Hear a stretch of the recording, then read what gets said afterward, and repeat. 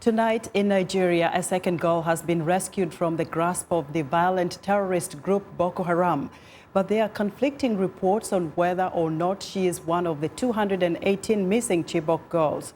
A Nigerian military spokesman says the girl, identified as Sarah Luka, was rescued Thursday night by its forces after a fierce battle in the northeastern Sambisa forest, in which it liberated 97 women and children and killed 35 extremists. Colonel Saint Kukasheka Usman says Luka is number 157 on the list of 218 missing girls seized more than 2 years ago from a boarding school in Chibok. But Chibok community leader Pogu Bitrus told the Associated Press that girl number 157 has a different name.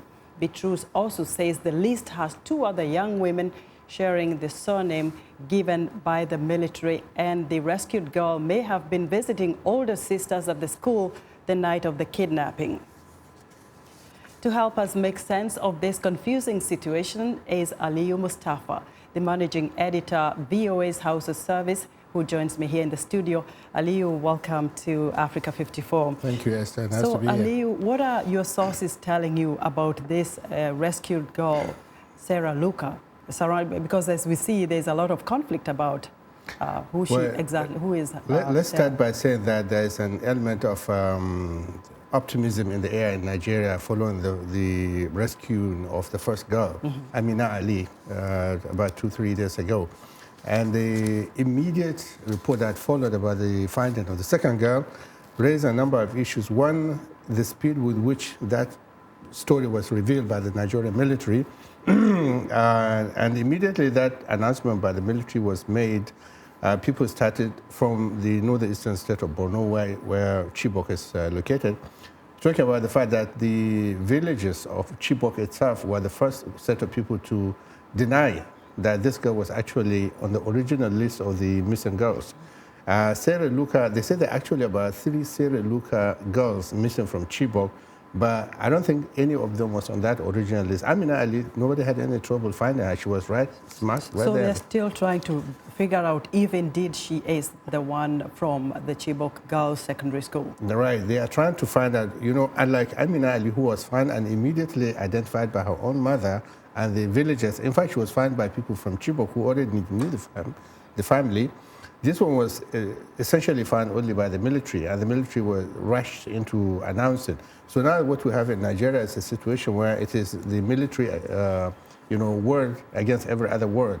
And so far, there's been no official confirmation from Borno State, from Chibok itself, that Sarah Luka is actually one of the missing girls. So, Aliyu, given that the Amina Ali Nkeki was rescued Tuesday, and we hear the government, in fact, President Muhammadu Buhari, saying they are monitoring her progress, what can you tell us about those who have been rescued so far, even the ones not from Chibok but have been able to get out of the Boko Haram Sambisa forest?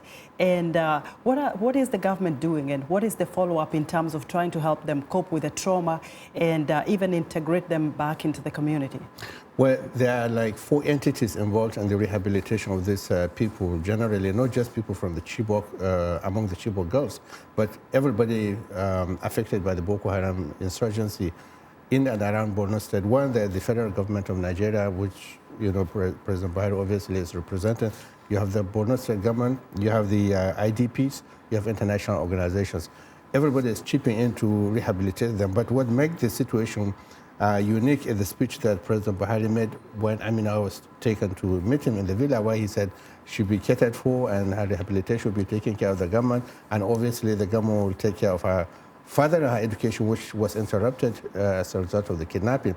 That kind of attention has not been given to the rest of the girls. And also remember, she says 6 of the girls are dead. And so there are a lot of other people affected by this who have not surfaced yet. And until they do, we won't know just how much the government is doing for them. We hope for the best. Aliyu, thank you very much for bringing us some clarity into this story. Aliyu Mustapha is the managing editor, VOA's House of Service.